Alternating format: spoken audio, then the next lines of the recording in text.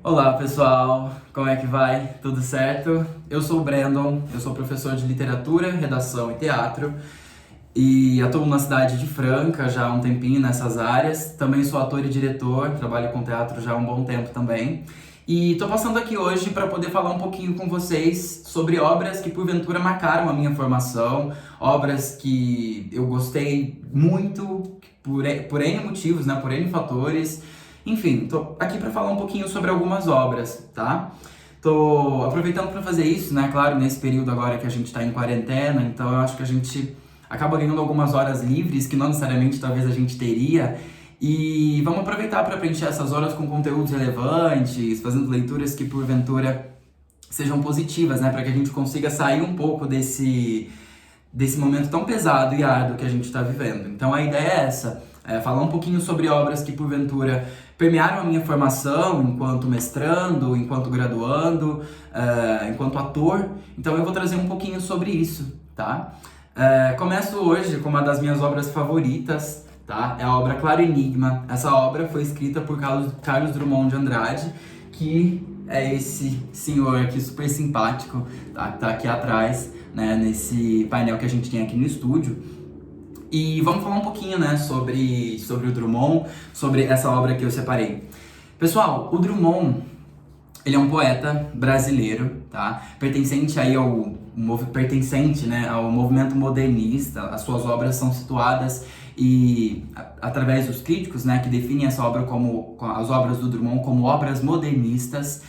E por quê, né? Para a época, elas já têm uma proposta muito diferente. Já tem um modo de escrita e de poesia muito diferente do que era habituado e recorrente na época, né? Eram poesias que não necessariamente seguiam uma estrutura que era seguida lá no comecinho, por exemplo, do século XX, né? São poesias que já começam a se modificar e ter uma nova forma. E é um poeta brasileiro, né? É um poeta nosso, se a gente pode dizer isso.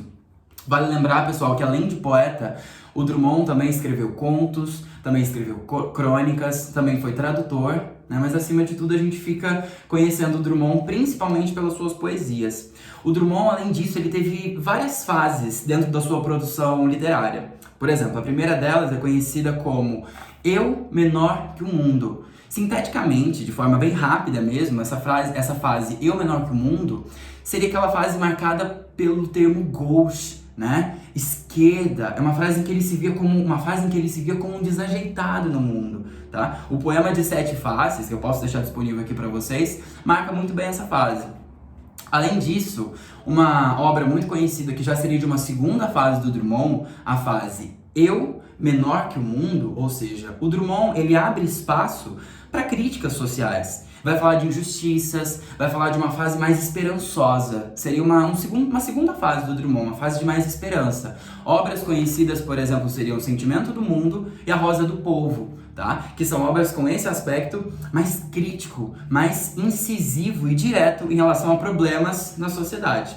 E uma última fase do Drummond, que é a fase em que a gente conseguiria enquadrar, talvez, o Claro Enigma, seria essa fase Eu igual ao mundo, em que o Drummond parte para temas mais existenciais em alguma medida, temas mais filosóficos, temas que questionarão a vida, temas que questionarão a si mesmo, muitas vezes. Então, essa obra, pessoal, Claro Enigma, seria enquadrada nesse período. Vale lembrar que essa obra é de 1951.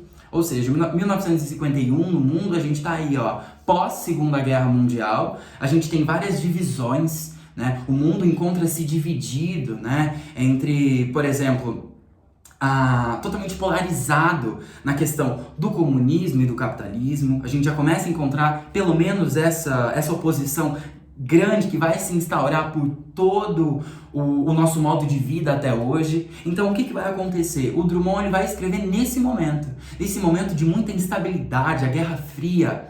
E olha que interessante, a gente começa a perceber essas oposições logo no título do livro, Claro Enigma. Ou seja, claro e enigma, isso não teria uma lógica muito clara, né? Mas a ideia é essa. A ideia são esses oxímoros, esses paradoxos que são abordados ao longo de toda essa obra. Então, como eu disse, pessoal, aqui a obra Claro Enigma, Ela é dividida, ela já situei o período em que ela se encontra, e vale falar também, pessoal, que essa obra ela é dividida em 6 partes, tá? Em 6 partes que eu vou falar aqui pra vocês, tá? São inúmeras poesias que a gente vai encontrar aqui e eu já deixei todas separadas. A primeira parte delas é aqui, Entre Lobo e Cão. Não sei se vai dar pra ver daí.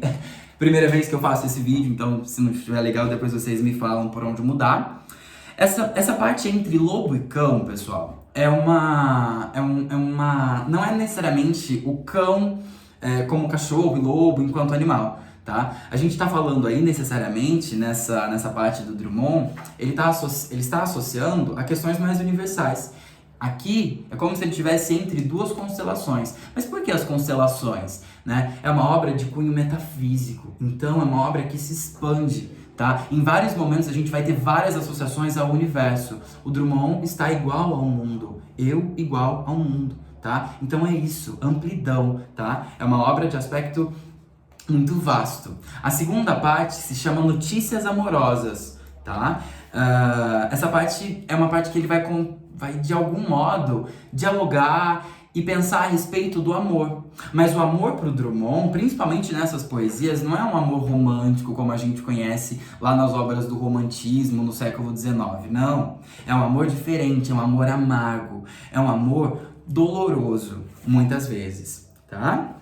A outra parte, né, também, a terceira parte de 6, dentro de Claro Enigma, se chama O Menino e os Homens.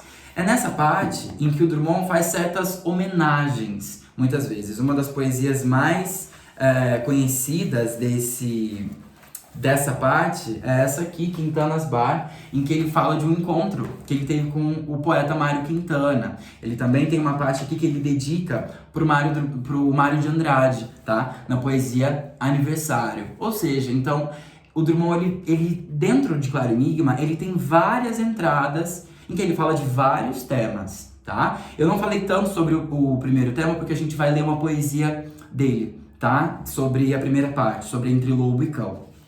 Bom, já a quarta parte de Claro Enigma é Selo de Minas. Nessa parte, pessoal, nessa entrada do livro, é onde o Drummond vai falar um pouquinho sobre o que aconteceu para trás. Ele vai falar um pouco sobre a sua infância, ele vai falar um pouco sobre Minas. Vale lembrar, né, que o Drummond, nascido em Itabira, viveu praticamente toda a sua infância, né, em Minas Gerais, e só depois que ele vai para o Rio e fica no Rio até falecer. Enfim, ou seja, essa parte, Selo de Minas, vai falar um pouco sobre esse aspecto mineiro mesmo, tudo que ele viveu. Então aqui a gente tem, por exemplo, poemas que falam sobre o Museu da Inconfidência, da Igreja do Carmo, que são lugares muito marcados dentro da cidade de Ouro Preto, tá bom? A quinta e penúltima parte é Os Lábios Cerrados. Nessa parte, pessoal, é uma dedicatória do Drummond para, por exemplo, pessoas queridas da vida do poeta em que ele perdeu já em algum momento, tá? Então, essa parte aqui mesmo, Os Lábios Cerrados, né, vai falar ali, né, já dá essa impressão, né, os lábios fechados, tudo mais sério, porque ele vai falar de pessoas que ele perdeu na vida dele. Há uma poesia nessa passagem chamada Encontro, tá? Onde ele tem um diálogo em que ele rememora aí lembranças que ele teve em relação ao seu pai, que já havia falecido quando ele escreve essa poesia. E a última parte, que é composta por 2 poemas, é A Máquina do Mundo, que é composta pela Máquina do Mundo e o Relógio do Rosário. Simplesmente essa última parte é uma das mais intrigantes da obra, tá? Ele tem várias referências e várias formas mesmo para poder identificar e falar dessas circunstâncias existenciais, tá? Então nessa passagem a gente tem referência, por exemplo, com Camões, a gente tem referência com Dante, né? A referência com Camões está associada à Máquina do Mundo, né? Que é apresentada, por exemplo, a Vasco da Gama na obra Os Lusíadas. Enfim, é uma obra também cheia de intertextualidades. É uma obra repleta aí de imagens e criações que ele busca em outros poetas, como por exemplo no Dante, como por exemplo no próprio Camões, que eu já havia citado. Enfim, né? Tem essa trajetória, tá? Uma das poesias que mais me agrada no Claro Enigma está aqui entre Lobo e Cão, e a primeira, a poesia de abertura, que se chama Dissolução. Tá? Então eu vou ler um trechinho aqui com vocês, na verdade eu vou ler a poesia toda, e depois vocês podem acompanhar e também deixar uma análise. Eu vou fazer uma análise breve aqui pra gente não se estender. Olha aí. Dissolução. Escurece e não me seduz tatear sequer uma lâmpada, pois que aprouve ao dia findar, aceito a noite. E com ela, aceito que brote uma ordem outra de seres e coisas não figuradas. Braços cruzados, vazio de quando amávamos, mais vasto é o céu. Povoações surgem do vácuo. Habito alguma? E nem destaco minha pele da confluente escuridão. Um fim unânime concentra-se e pousa no ar, hesitando. E aquele agressivo espírito que o dia carrega consigo já não oprime. Assim, a paz destroçada. Vai durar 1000 anos ou extinguir-se na cor do galo? Essa rosa é definitiva, ainda que pobre. Imaginação, falsa demente. Já te desprezo. E tu, palavra. No mundo, perene trânsito, calamo-nos. E sem alma, corpo é suave. Vejam, pessoal, que essa poesia, né, ela tem um aspecto quase que fragmentário, né? O tempo todo a pontuação nos pede algumas pausas, nos pede alguns momentos. E olha que interessante, né, pensar aqui no que essa poesia quer dizer, dissolução. Olha para o momento, né, em que ele está vivendo, né, em que ele vê tudo se dissolver. Essa ideia já começa a ser até depois trabalhada por sociólogos como, por exemplo, Bauman, tá? Então é exatamente. E olha que as imagens que essa poesia vai nos trazendo, pessoal, escurece e não me seduz. Ou seja, uma inércia, aceito a noite. Ainda nessa inércia, braços cruzados, ainda nessa inércia, vazio. Ou seja, a gente já começa a falar de um momento difícil mesmo para o Drummond, né? Como ele tá, como para esse eu lírico drummondiano, na verdade.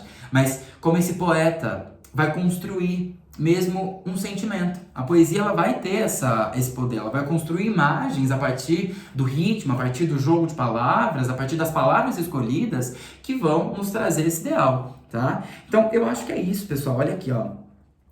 Uma outra parte que eu vejo muito, que a gente tá, querendo ou não, até associando ao que a gente tá vivendo, mas olha isso. Vai durar 1000 anos ou extinguir-se na cor do galo. Esta rosa é definitiva, ainda que pobre.